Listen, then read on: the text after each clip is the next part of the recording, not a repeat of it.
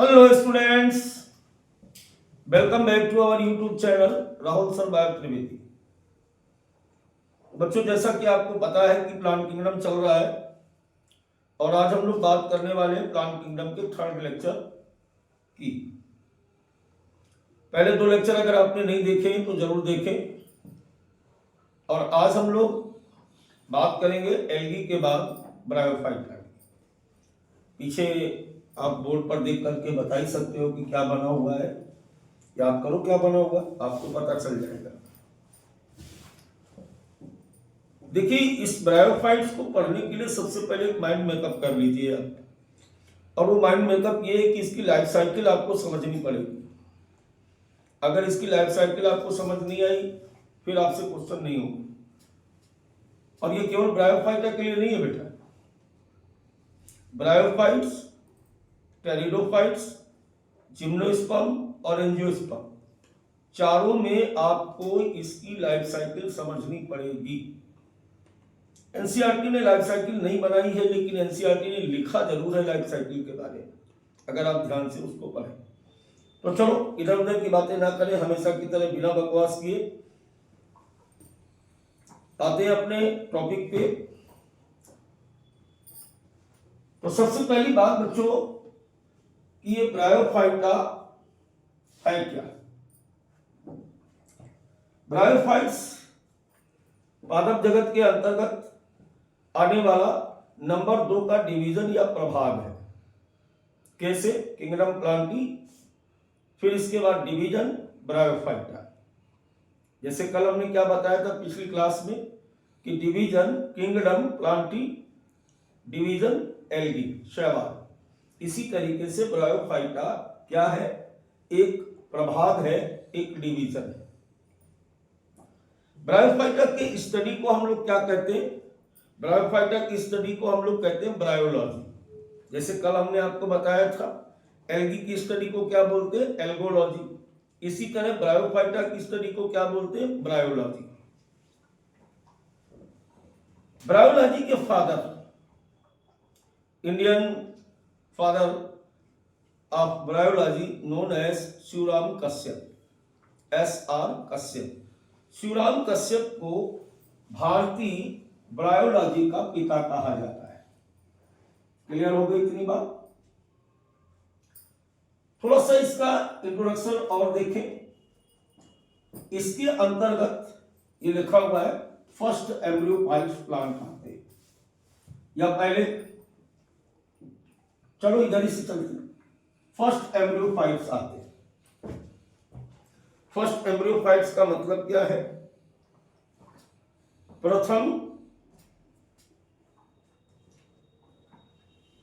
भ्रूणीय पौधे।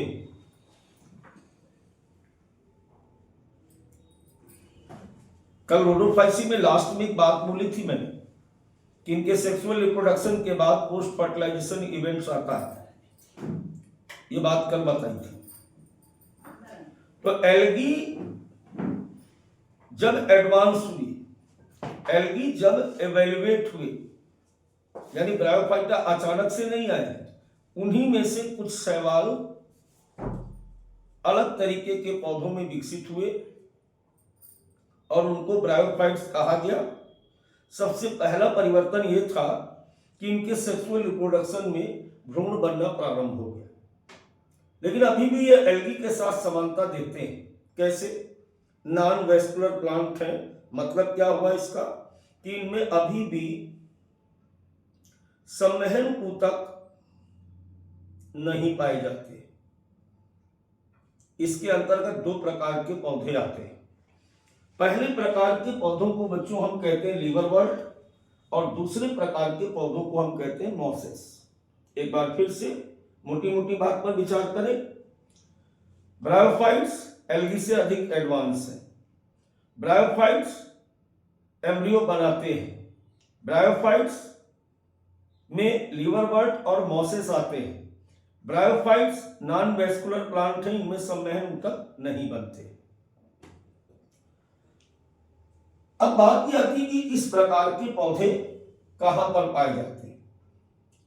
Growing in moist shaded areas in hills. नम प्राय ब्रायोफाइट्स जो होते हैं वो नम छायादार स्थानों में पाए जाते हैं।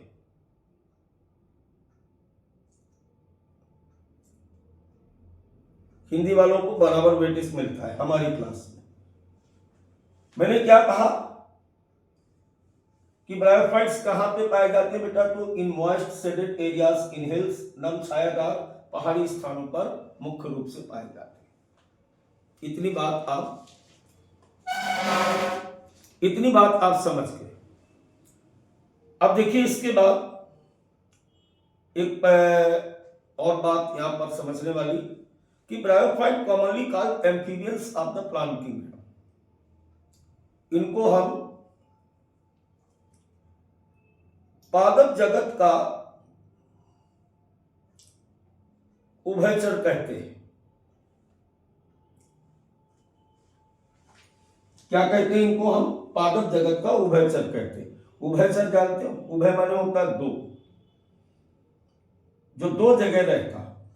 अब उभयचर क्यों कहते हैं? जैसे मेढक को उभयचर कहते हैं क्योंकि कभी कभी वो सॉइल पे दिखाई देता है, पृथ्वी पर दिखाई देता है, और कभी कभी वो पानी में भी रह लेता है, सूखे स्थान पे भी रह लेता है। तो जो दो जगह रह सकते हैं उनके लिए हमने एक शब्द प्रयोग किया बायोलॉजी में, उभयचर या एम्फीबियंस। अब ब्रायोफाइट कैसे एम्फीबियंस है? ब्रायोफाइट बच्चों इस प्रकार से एम्फीबियंस है चूंकि इनका जो बेसिक प्लांट बॉडी होता है वो हमेशा शुष्क स्थानों पर होता है, पृथ्वी पर होता है, लेकिन इनके प्रजनन के लिए इनको जल की आवश्यकता होती है। क्या लिखा? Live in soil but dependent on water for sexual reproduction. लैंगिक प्रजनन के लिए इन्हें जल की आवश्यकता होती because fertilization take place with in presence of water. निषेचन की प्रक्रिया ब्रायोफाइट पौधों में जल की उपस्थिति में ही होती है। तो अगर लैंगिक प्रजनन करना है तो जल जरूरी है। तो इस प्रकार ब्रायोफाइट पौधों को हम एम्फीबियंस कहते हैं। क्यों? क्योंकि ये दोनों जगह पाए जाते हैं। अब बच्चों अगर इनके हम जीवन चक्र की बात करें, मैंने कहा था जीवन चक्र बहुत समझने वाली बात है। तो जीवन चक्र जो होता है, इनके जीवन चक्र में दो अलग अलग प्रावस्थाएं आती हैं। पहली प्रावस्था को हम कहते हैं गैमेटोफाइट। अगर हिंदी जानना चाहते हो तो इसे कहते हैं युग मकोद भेद। और दूसरी प्रावस्था होती है बीजाणु उद्भिद, स्पोरोफाइट। गैमेटोफाइट जो होती है वो एन प्रावस्था है, अर्थात अगुणित गुणसूत्रों वाली प्रावस्था है। स्पोरोफाइट हमेशा जो होती है वो 2n है, अर्थात दुगुणित प्रावस्था है, अर्थात इसमें जोड़े में गुणसूत्र पाए जाते हैं। अब बात ये आती है कि इन दोनों में से गैमेटोफाइट और स्पोरोफाइट में ज्यादा विकसित कौन सी होती है? तो गैमेटोफाइट प्रावस्था हमेशा क्या होती है? मेन होती है। युग्मकोद विधि हमेशा मुख्य होती है, यानी जो पौधा आप देखेंगे, जिसका भी डायग्राम हम आपको बना के दिखाएंगे, वो उसका गैमेटोफाइट होता है। स्पोरोफाइट भी बनाएंगे, लेकिन मेनली जो मेन प्लांट है इसका वो हमेशा एन होता है, वो हमेशा गैमेटोफाइट होता है, वो हमेशा युग्मकोद विधि होता है। स्पोरोफाइट प्रावस्था कम समय के लिए आती, लेकिन दोनों ही प्रावस्थाएं एक दूसरे के बाद निश्चित क्रम में आती हैं। और जब किसी जीवन चक्र में, जब किसी पौधे अथवा जंतु के जीवन चक्र में स्पोरोफाइट और गैमेटोफाइट प्रावस्थाएं निश्चित क्रम में आती हैं, तो इस निश्चित क्रम में आने की घटना को अल्टरनेशन ऑफ जनरेशन, या इसे हम कहते हैं पीढ़ी एकांतरण। क्या कहते हैं बच्चों? इसको पीढ़ी एकांतरण कहते हैं। पीढ़ी एकांतरण क्या है? जब गैमेटोफाइट और स्पोरोफाइट एक दूसरे के निश्चित क्रम में, स्पोरोफाइट से गैमेटोफाइट, गैमेटोफाइट से स्पोरोफाइट, जब इस तरीके से अल्टरनेट क्रम में आती है, तो इसे कहा जाता है, क्या कहते हैं हम लोग इसको, पीढ़ी एकांतरण कहते हैं। अब जैसा कि मैंने अभी आपको बताया कि इसकी जो मेन प्लांट बॉडी होती है, जो मेन प्लांट बॉडी होती है वो गैमेटोफाइट है। जीवन की मुख्य प्रावस्था, मुख्य पौधा युग्मकोद्भिदी के रूप में पाया जाता है, और ये युग्मकोद्भिदी दो फॉर्म में पाया जाता है। कभी कभी ये जमीन में लेटे हुए होते हैं, कैसे,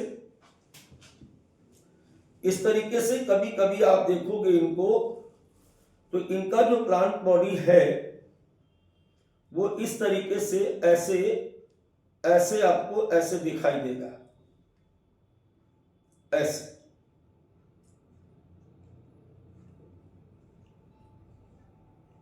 इस तरीके से।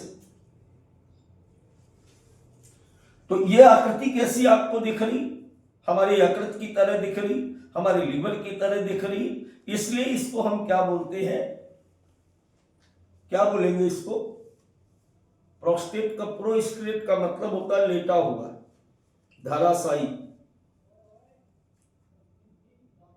धराशायी का मतलब है धरा पर सोया हुआ। तो जब इस तरीके से मिले तो ऐसे सभी ब्रायोफाइट जिनका थैलस इस आकार का होता है, लीवर के आकार का होता है, उनको हम लीवर वर्ट कहते हैं। दूसरी तरफ कुछ ऐसे ब्रायोफाइट्स हैं जो इस प्रकार से ऐसे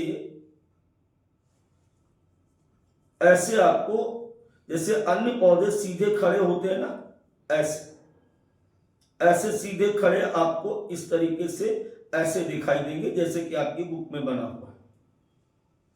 अब देखो यहां पर हम देख रहे हैं कि ये सीधा खड़ा है, इरेक्ट। इरेक्ट का मतलब होता है सीधा। तो जब सीधा खड़ा होता है, देखो सबसे बड़ी पहचान मैं आपको बता रहा हूं मॉस और लीवरवर्ट के बीच की। लीवरवर्ट का आकार लीवर जैसा होता है, और मॉसेस जो होते हैं वो सीधे खड़े होते हैं। इरेक्शन, इरेक्ट का मतलब होता है सीधा खड़ा होना। तो अगर प्लांट का थैलस सीधा खड़ा है, पौधे की तरह खड़ा है, तो इसको हम बोलते हैं मॉसेस। तो बात समझ में आ गई। गैमेटोफाइट या युग्मकोद्भिदी पूर्ण विकसित है। जो पौधा है उसका आकार दो तरीके का है, एक तो इस तरीके से लीवर की तरह है तो इसको लीवरवर्ट बोलते हैं, और जब ये इस तरीके से सीधा खड़ा दिखाई दे तो इसको हम क्या बोलते हैं, मॉसेस बोलते हैं। चलिए अब हम लोग आगे की बात कर लेते हैं। अगर आगे की बात करें तो सबसे पहले हम बात कर लेते हैं लीवरवर्ट की। अब बात आती है लीवरवर्ट पाए कहां जाते हैं। देखो बेटा हमेशा ध्यान रखो, जहां भी ये हेडिंग पड़ी हो हैबिटाट, जहां भी हेडिंग हैबिटाट पड़ी होती है, इसका मतलब ये इसका एड्रेस पूछ रहा है, ये बात कर रहा है निवासी स्थान के बारे में। ऑकरेंस कहां पे, बैंक ऑफ द स्ट्रीम्स, झरनों के किनारे,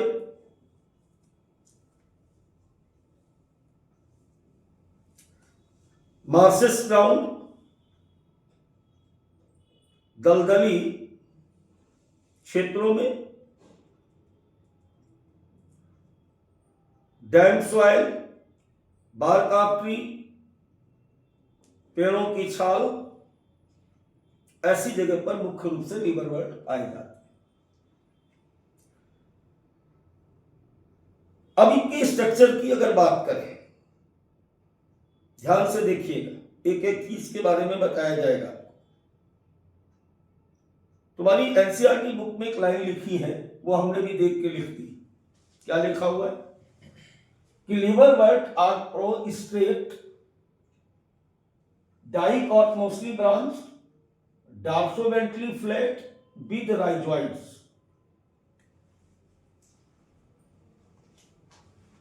अब इसको समझो, एक एक चीज को समझो। सबसे पहले प्रोस्ट्रेट, इसका मतलब है कि जो प्लांट बॉडी है वो जमीन के साथ ऐसे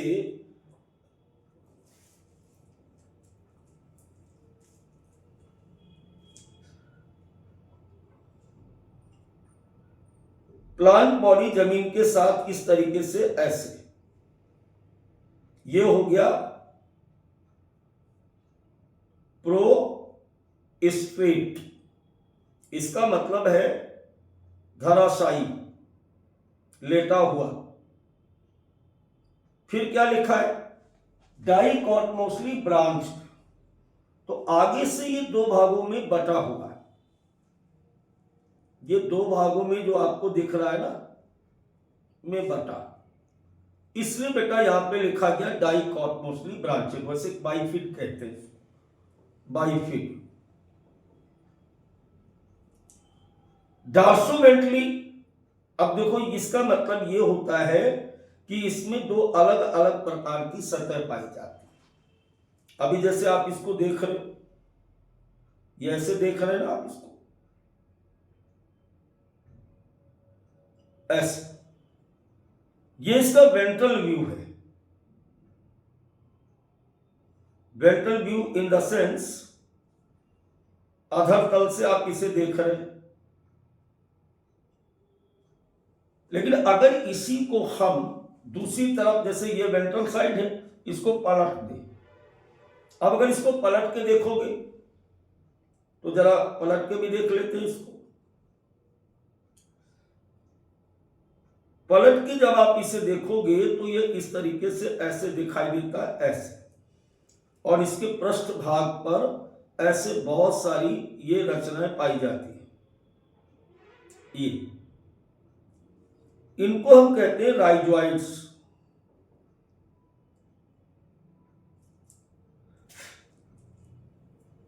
या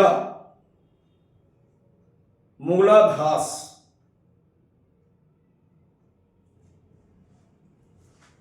ऐसे दोनों तरफ से आप देख सकते हो, ऐसे। ये इसका क्या है, ये इसका पृष्ठ सतह है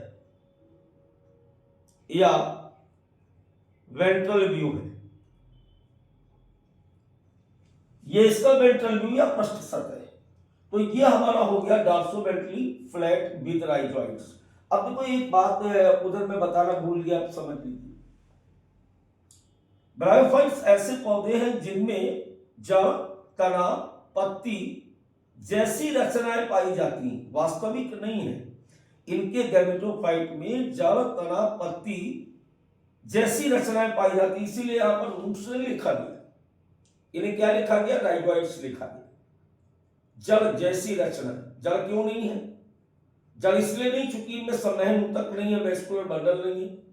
जड़ जैसी क्यों है, क्योंकि ये जड़ की तरह किसी पौधे को नीचे क्या करती है, पौधे को एक तरीके से रोक के रखती है, जड़ों की तरह, anchorage of the plant body. Also absorb minerals and water just like the root, but that is not true roots because they lack vascular bundle. ये वास्तविक जड़ें नहीं है, क्योंकि इनमें समहन ऊतक नहीं, लेकिन जड़ें इसलिए कि पौधों को स्थिरता देती, पौधों को मिनरल्स और वाटर एब्जॉर्ब कराती। तो इस प्रकार से जितने भी लीवर वर्ट होते हैं उनका जो स्ट्रक्चर होता है वो आपने देखा कैसा है, प्रोस्ट्रेट, डाइकोटोमसली ब्रांचेस, दो भागों में बटा हुआ, वेंट्रल सरफेस अलग होता है, डॉर्सल सरफेस इनका अलग होता है। चलिए आगे बात करते हैं इनके रिप्रोडक्शन की।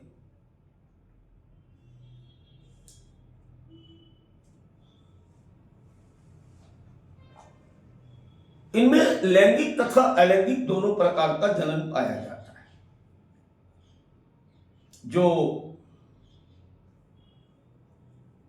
अलैंगिक जनन है वो किसके द्वारा होता है, फ्रेगमेंटेशन या विखंडन के द्वारा। और कल हम लोगों ने बात की थी विखंडन के द्वारा कैसे होता है, जैसे एल्गी में होता है वैसे यहां पे होता है। कैसे होता है, एक प्लांट बॉडी, जैसे ये प्लांट बॉडी है, अब ये टूट गई, टूटने के बाद फिर से एक नई प्लांट बॉडी बन गई, तो इसको हम बोलेंगे फ्रेगमेंटेशन या विखंडन। दूसरी तरफ अगर हम बात करें तो इनमें एक विशेष प्रकार की विधि पाई जाती है जिसे हम कहते हैं गेमा कप फॉर्मेशन। गेमा के द्वारा भी ये प्रजनन करते हैं।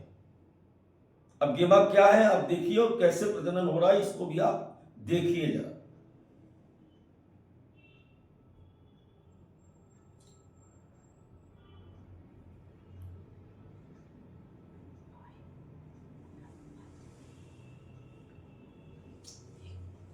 जैसे ये कोई प्लांट बॉडी है, ऐसे प्लांट बॉडी है, ऐसे जब आप एनसीईआरटी का फिगर देखेंगे तो वहां पे भी बना हुआ है। अब मान लेते हैं कि ये प्लांट बॉडी है जो अपने राइजोइड्स के द्वारा इस तरीके से ऐसे, इसकी सरफेस के ऊपर यहां पर कुछ कप लाइक स्ट्रक्चर पाए जाते हैं ऐसे। इन कप लाइक स्ट्रक्चर्स को हम कहते हैं गेमा कप। अब गेमा कप है क्या? पहला क्वेश्चन था गेमा कप क्या है? बेटा ये अलैंगिक जनन की रचनाएं हैं, इनके द्वारा ये क्या करेगा? अलैंगिक जनन करेगा। अब दूसरा क्वेश्चन कि गेमा पाए कहां जाते? तो लीवर बर्ट की बाहरी सतह पर इस प्रकार से पाए जाते हैं, वेंट्रल व्यू पर, राइट। ये गेमा कप्स है, ये गेमा नहीं है। ये क्या है? ये गेमा कप है। चलो एक गेमा कप को हम जूम कर लेते हैं। अगर गेमा कप को जूम करके देखा जाए तो प्रत्येक गेमा इस प्रकार से एक कप के समान रचना है ऐसे। इसमें भी नीचे ये राइजोइड्स लगी हुई हैं और ये कप की तरह दिखाई देते हैं, इसलिए इनको हम गेमा कप्स कहते हैं ऐसे। ये हो गया गेमा कप्स। अब इस गेमा कप के अंदर ड्यूरिंग द रिप्रोडक्शन, अलैंगिक जनन के समय, इसके अंदर इस प्रकार से टेनिस के रैकेट के आकार की रचनाएं बनती है ऐसे। ये जो स्ट्रक्चर इसके अंदर बन रहे हैं इनको बेटा हम कहते हैं गेमा।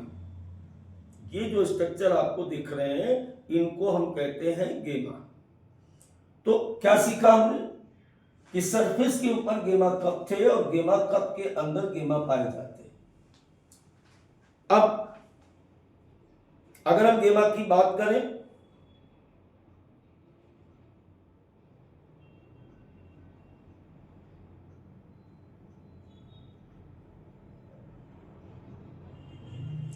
गेमा की बात करें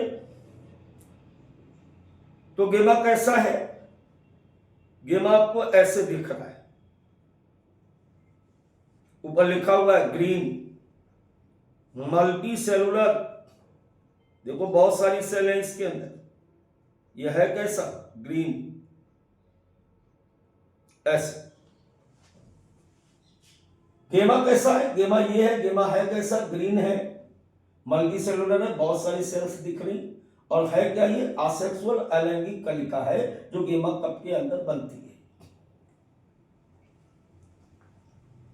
इसमें यहां पर इस जगह पर आप देखेंगे यहां पर कुछ ग्रोविंग पॉइंट पाए जाते हैं, कुछ खास किस्म के ऊतक होते हैं जिनके बार बार विभाजन के फलस्वरूप यहां से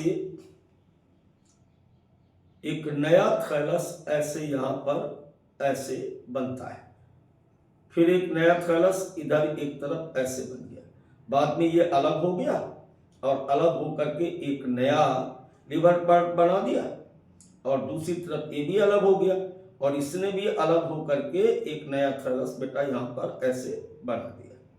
तो ये था बच्चों गेमा कप्स के द्वारा ब्रायोफाइट्स के लीवर बर्ट में होने वाला अलैंगिक जनन। दोबारा से देखो गेमा कहां पाए जाते हैं? गेमा कहां पाए जाते हैं? थैलस के वेंट्रल सरफेस पर। कैसे दिखते हैं? कप लाइक स्ट्रक्चर्स के रूप में। गेमा कहां बन रहे हैं? गेमा वास्तव में अलैंगिक कलिकाएं हैं जो गेमा कप के अंदर बनती है। कैसा दिख रहा है? हरे रंग का दिख रहा है, बहुकोष्ठीय होता है, अलैंगिक रचना है। इसमें दोनों तरफ ये लेटरल नोच होते हैं। इन दोनों लेटरल नोच यानी पार्श्वी खांचों से दोनों तरफ एक एक थैलस निकलता है। बाद में थैलस टूट करके अलग हो जाते हैं और अलग होकर के दो पौधों को जन्म देता है। क्लियर हो गई इतनी बात? चलिए बात को बढ़ाते हैं आगे। अब अगर इनके सेक्सुअल रिप्रोडक्शन की बात की जाए तो वास्तव में जो ब्रायोफाइट्स हैं इनमें सेक्स ऑर्गन आ गए। पहले एल्गी में कल क्या बात की गई थी? एल्गी में बात की गई थी कि इनमें जड़, तना, पत्ती, पुष्प, संवहन ऊतक नहीं पाए जाते हैं। अब ऐसा नहीं है, इनमें जड़, तना, पत्ती पाए जाते हैं लेकिन वास्तविक नहीं होते। संवहन ऊतक नहीं पाए जाते, लैंगिक अंग पाए जाते हैं। कई सारे चेंजेस आ गए। कई मामले में ये किससे एडवांस हो गया? कई मामले में बच्चों ये एडवांस हो गया शैवाल से।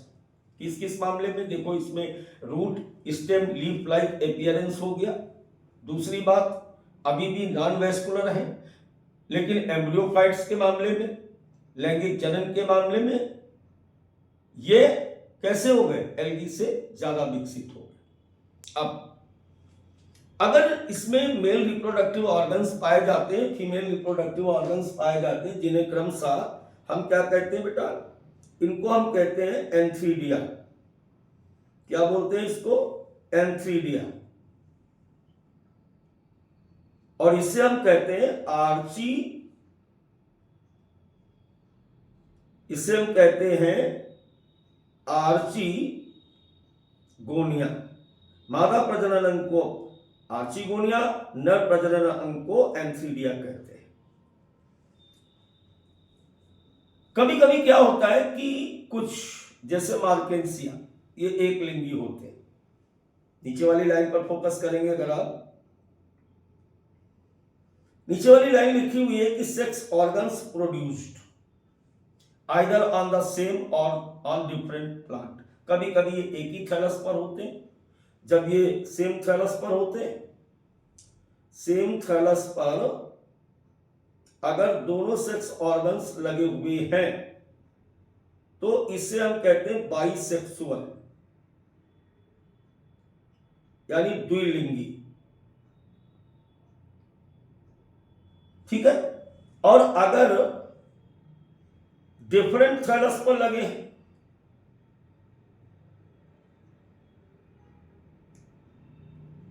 तो इसको हम बोलते हैं मोनोसेक्सुअल या एक लिंगी। इसे क्या बोलेंगे? मोनोसेक्सुअल या एक लिंगी। क्लियर हुआ? अब मोसेस और ब्रायोफाइट्स का क्या बोलते हैं, दोनों का मैं एक ही जगह बताऊंगा आपको। लीवर वर्ट में सेक्स ऑर्गन कैसे बने होते हैं और मोसेस में कैसे होते हैं, कैसे ये प्रजनन करते हैं सेक्सुअली, एक ही जगह आपको दोनों का बताऊंगा। बार बार नहीं पढ़ना पड़ेगा आपको, सेम होता है। ठीक है। अब बात ये आती है कि इसके अंतर्गत आने वाले कौन कौन से पौधे हैं। अगर मैं बात करूं एग्जाम्पल्स की, देखो बहुत कॉमन एग्जाम्पल है मार्केंसिया। मार्केंसिया क्या है? Liverwort. एक होता है रिक्सिया,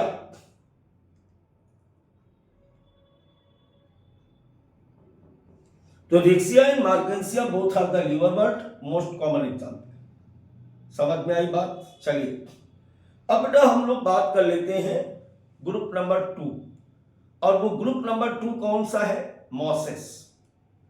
ग्रुप नंबर 2 कौन सा है? मॉसेस। चलिए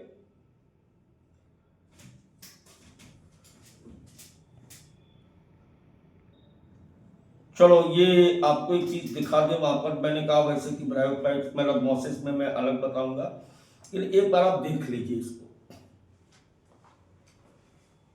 ये लिवर वर्ट बना हुआ है, जो प्रोस्टेट बॉडी है, आगे से दो भागों में बटा हुआ है, नीचे ये राइजोइड्स पाए जाते हैं।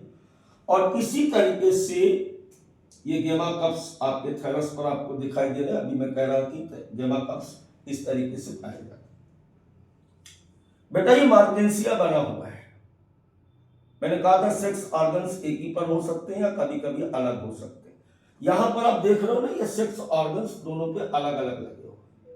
कैसे लगे? पहले तो इसको देखते हैं।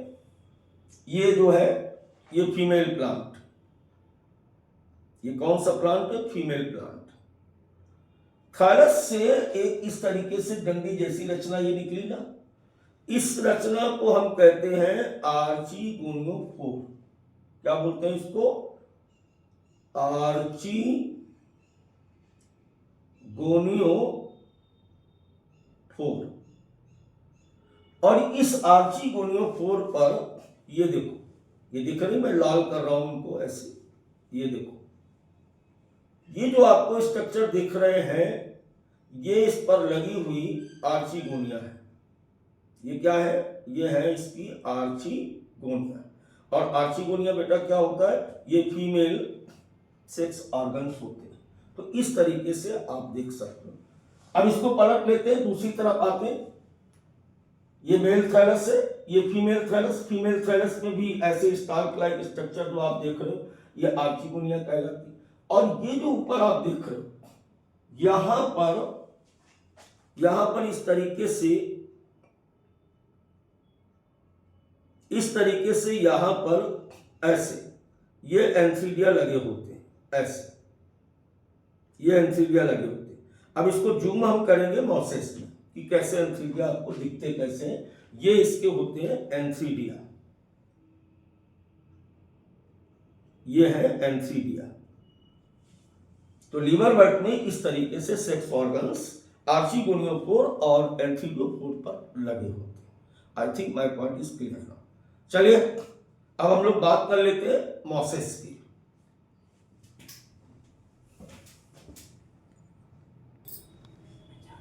अब बेटा हम लोग बात करेंगे ग्रुप नंबर 2 मॉसेस की। मॉसेस में क्या लिखा हुआ है कि इनकी बॉडी जो होती है वो इरेक्ट बॉडी होती है।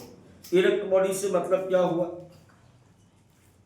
इरेक्ट बॉडी से मतलब ये हुआ कि इनका स्टेम लाइक एपियरेंस, और इस स्टेम लाइक एपियरेंस पर ये देखिए आप राइजोइड्स लगी और इस पर ये स्पाइरली लीफ लगी होती ऐसे। तो जब कोई ब्रायोफाइट्स आपको इस तरीके से ऐसे दिखाई दे, जो अन्य पौधों की तरह सीधा खड़ा रहता है, तो इसको हम कहते हैं, क्या कहते हैं? इसको मॉसेस कहते हैं। अब इसके अंतर्गत देखो यहां पर क्या दिख रहा है आपको? ये स्टेम हो गया, ये लीफ हो गई और ये राइजोइड्स हो गए। ये क्या है? ये राइजोइड्स है। लेकिन बेटा एक बात ध्यान रखना, दैट इज नॉट ट्रू। बार बार मैं कह रहा हूं कि ये वास्तविक नहीं होते। ये हो गया राइजोइड्स। अब पूरी जो मॉस की बॉडी होती है, यानी गैमेटोफाइट, मैंने कहा था ना मुख्य गैमेटोफाइट होती है, इनकी मेन प्लांट बॉडी दो भागों में बटी होती है। एक तो होती है प्रोटोनिमा कहते हैं और दूसरी को हम कहते हैं लीफी स्टेज। अब जरा इसको समझिए, प्रोटोनिमा क्या है और लीफी स्टेज क्या है। देखो जैसे ये एक स्पोर है, ये एक बीजाणु है, स्पोर है, ठीक, यहां पर ध्यान दीजिए, ये एक स्पोर है। अब स्पोर का क्या होता है? अंकुरण। क्या होता है? जर्मिनेशन। जर्मिनेशन का मतलब क्या है हिंदी में? अंकुरण। अब मान लीजिए ये इस तरीके से ऐसे इसके ये अंकुरित हुआ, ऐसे अंकुरित हुआ, तो इससे जो ये थ्रेड लाइक स्ट्रक्चर निकला इसको हम कहते हैं प्रोटोनीमा। क्या बोला इसको हमने? प्रोटोनीमा। कौन है प्रोटोनीमा? ये अंकुरण के बाद जो स्पोर से निकलती ट्यूब जैसी रचना, इसको कहते हैं प्रोटोनीमा। प्रोटो मीन्स होता है इनिशियल, नीमा का मतलब होता है थ्रेड। जो प्रथम धागे जैसी रचना स्पोर के अंकुरण के बाद निकलती है उसे हम कहते हैं प्रोटोनीमा। क्या लिखा? Develop from spore creeping green branch. Creeping का मतलब रेंगने वाले, जैसे दुबड़ी होती है ना, दूध घास जमीन के साथ सतह पर चलती है, ठीक इसी प्रकार से ये नीचे नीचे ऐसे चलता है। अभी मैंने सीधा बनाया, कई बार इसमें शाखाएं भी होती, कई बार ये इस तरीके से ऐसे भी दिख जाएगा, ये ब्रांचेड भी दिख जाएगा। क्लियर हुआ? इसको हम कहते हैं प्रोटोनीमा। बहुत बच्चा कंफ्यूज होता है। अब दूसरी बात करो कि leafy stage develop from secondary protonema as lateral but this stage bears the sex organ। अब इसको समझो, जैसे ये प्रोटोनीमा है, ऐसे ये प्रोटोनीमा, ये यहां पर बहुत खास बात है, तो जो स्पोर से निकला था इसे हम कहते हैं प्राइमरी प्रोटोनीमा।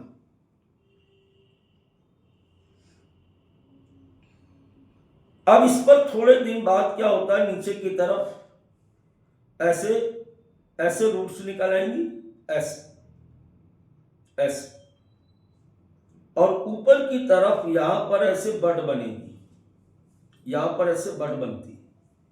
इस बड को हम कहते हैं सेकेंडरी प्रोटोनीमा। दोबारा से समझो, यहां पे ये प्राइमरी प्रोटोनीमा में नीचे की तरफ राइजोइड्स आ गई, ऊपर की तरफ छोटी छोटी बड बन गई। इस बड को हम कहते हैं सेकेंडरी प्रोटोनीमा। और लीफी स्टेज, इसी से आगे चल करके लीफी स्टेज बन जाएगी, ऐसे, ये देखो बन गई, यहां पर भी ऐसे बन जाएगी। तो हमेशा लीफी स्टेज जो होती है वो सेकेंडरी प्रोटोनीमा से बनती है। सेकेंडरी प्रोटोनीमा क्या है, एक प्रकार की कलिकाएं हैं, और वो कलिकाएं हमेशा प्राइमरी प्रोटोनीमा के ऊपर बनती। बाद में क्या हो जाएगा, बाद में ये ऐसे अलग हो जाएंगे, एक दूसरे से ऐसे अलग अलग हो जाएंगे, और इसीलिए ब्रायोफाइट्स हमेशा जहां भी पाए जाते हैं मखमली चादर की तरह दिखाई देते हैं। राइट, चले आगे। अब बात क्या लिखी हुई थी यहां पर कि develop from secondary protonema as a lateral but this stage bear sex organ. तो अब सेक्स ऑर्गन भी देखिए और क्या देखेंगे, इसकी लाइफ साइकिल भी एक ही बार में समझा देता हूं। फाइनल, अब जैसे हम मान लें, अब बोर्ड पर आप ध्यान से देखिएगा कि ये एक लीफी स्टेज है, ये इसके राइजोइड्स। अब हम आपकी तरफ नहीं देखने वाले, अपना काम करेंगे। अब आप केवल बोर्ड की तरफ देखिए, हमारी तरफ भी मत देखिए। ये देखिए, ये लीफी स्टेज, ये हमारा लीफी स्टेज,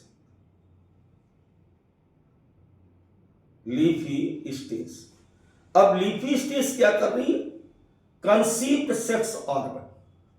इसी पर यहां पर ये सेक्स ऑर्गन एंथीलिया या आर्चिगोनिया लगे हुए हैं। यहां पर ये क्या है, ये है सेक्स ऑर्गन, लैंगिक अंग। अब अगर ये एंथीलिया लगा है तो कैसा होगा, प्रत्येक एंथीलिया इस प्रकार से ऐसे एक गुंबद के आकार की रचना के रूप में दिखाई देता है। मुग्दर जानते हो ना, पहलवान जी के पास जो मुग्दर होता है, इस तरीके से ऐसे बना होता है, ऐसे। ब्रायोफाइटा में एक बड़ी खास बात होती है बच्चों कि इनके सेक्स ऑर्गन्स जैकेट लेयर के द्वारा इस प्रकार से कवर्ड होते हैं। यह हम क्या देख रहे हैं इस समय बेटा, हम देख रहे हैं एंथीलिया। ठीक है, प्रत्येक एंथीलिया के अंदर कुछ ऐसी सेल पाई जाती जिनको हम एंथ्रोजॉइड मदर सेल कहते हैं, ऐसे। तो ये क्या देखा हमने, ये देखा हमने एंथीलिया। एंथीलिया क्या है, नर जनन अंग है। इसके अंदर ये क्या दिख रही, ये दिख रही एंथ्रोजॉइड्स मदर सेल। चूंकि ये ऑलरेडी पहले से एंड है, लीफी स्टेज के थी, ये गैमेटोफाइट का हिस्सा है। ये किसका हिस्सा है, गैमेटोफाइट का हिस्सा है। तो ये भी एंड था पूरा प्लांट बॉडी, तो ये भी एंड हो जाएगा। इसलिए यहां पर माइटोसिस होगी, यहां पर माइटोसिस होगी, ऐसे। ये माइटोसिस के फलस्वरूप इसमें बनेंगे अब स्पर्म, ऐसे। Slightly coiled biflagellate, many sperms form inside the, कहां बने बेटा, एंथ्रोजॉइड्स के अंदर बने। किससे बने, एंथ्रोजॉइड्स मदर सेल से ये बने। क्लियर हो गई बात, जरा सी बात थी। कि लीफी स्टेज पर जननांग लगे होते, और जननांगों में सबसे पहले बात की हमने नर जननांग की, एंथ्रीडिया की। एंथ्रीडिया के अंदर एंथ्रोजॉइड्स मदर सेल थी। ये mother cell mitosis cell division सूत्री कोशिका विभाजन करते हैं, जिससे ये क्या बना रहे, ये बना रहे एंथ्रोजॉइड्स, नर मेल गैमेट्स कह सकते हो, मेल गैमेट्स, या इसी को हम कहते हैं एंथ्रोजॉइड्स, राइट। चलिए कैमरे को ले चलते हैं लड़की वालों के घर, यानी अब आपको दिखाते हैं फीमेल सेक्स ऑर्गन्स के बारे में बात करते हैं। तो जैसे यहां पर मेल लगा था, ऐसे ही यहां पर ये फीमेल है। जो फीमेल सेक्स ऑर्गन्स होता है वो इस तरीके से ऐसे एक कैसी बनी होती है, फ्लास्क के आकार की रचना के रूप में होती है। बेटा नर हो या मादा दोनों में ऐसे जैकेट लेयर पाई जाती, इस तरीके से ऐसे ऐसे। इनिशियली इसका नाम क्या है, आर्चिगोनिया, इसका नाम है आर्चिगोनिया। यह है क्या बेटा, ये मादा प्रजनन अंग है, मादा प्रजनन अंग है। अब इसमें एक खास बात देखिए, सबसे ऊपर इसमें ऐसे ये ढक्कन कोशिकाएं पाई जाती, दिख रहा ना आपको, ये ढक्कन कोशिकाएं।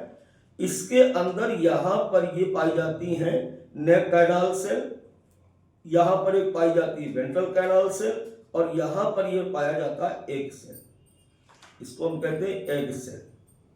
इसे हम कहते हैं VCC यानी वेंट्रल कैनाल सेल्स, इसे हम कहते हैं नेक कैनाल सेल, राइट। अब जो ब्रायोफाइट्स होते हैं वो प्रोटेंडरस होते हैं। प्रोटेंडरस का मतलब क्या होता है कि नर गैमेट्स मादा से पहले विकसित होते हैं। बताया था कि जब मेल फीमेल से पहले विकसित होता है तो इस घटना को प्रोटेंडरस कहते हैं। कुंभपूर्वी, तो ये पहले विकसित हो चुके थे, ये वाले पहले विकसित हो चुके थे। अब ये क्या करते हैं, अभी थोड़ी देर पहले आपको बताया था मैंने कि जैसे एक मैच्योर आर्चिगोनिया है ये ऐसे, अब ये पानी के साथ तैरते हुए आते हैं ऐसे। Amphibians of the plant kingdom, तो ये बाई वाटर आएंगे और इसके अंडे के साथ यहां पर इस प्रकार से ऐसे फ्यूज हो जाएंगे, यहां से बने, इधर से ये मैच्योर हुई, मैच्योर होते ही एंथ्रोजॉइड्स पानी के द्वारा आए और इसके अंदर एग सेल के साथ क्या हो गए, फ्यूज हो गए। क्लियर हुआ? इसे क्या कहते हैं, निषेचन। इसे क्या कहते हैं बेटा राजा, निषेचन कहते हैं। इसे कहते हैं फर्टिलाइजेशन, इसे कहते हैं फर्टिलाइजेशन। अब निषेचन के बाद ध्यान दीजिएगा जरा, निषेचन हो गया, इधर आ जाओ, इधर से आओ,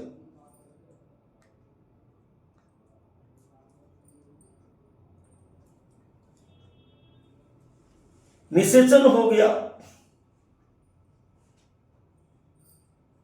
ऐसे, तो सबसे पहले इसके अंदर क्या बना, ये बना 2n का जाइगोट, 2n का जाइगोट बना। अब इसी के अंदर से, किसके अंदर से, आर्चिगोनिया के अंदर से जाइगोट बार बार विभाजित होगा और विभाजित होकर के एक ऐसी रचना बनाएगा, कैसी रचना बनाएगा, जैसे कि आप बोर्ड पे देख रहे हो, ऐसी रचना बनाएगा इस तरीके से, ऐसे ऐसे। इस स्ट्रक्चर को हम कहते हैं, आर्चिगोनिया कहां गई, आर्चिगोनिया कहीं नहीं गई, आर्चिगोनिया के अंदर से ये निकला है, ये आर्चिगोनिया अभी भी है, ये मत भूल जाना कि आर्चिगोनिया कहां गई। तो इस तरीके से इस गैमेटोफाइट के अंदर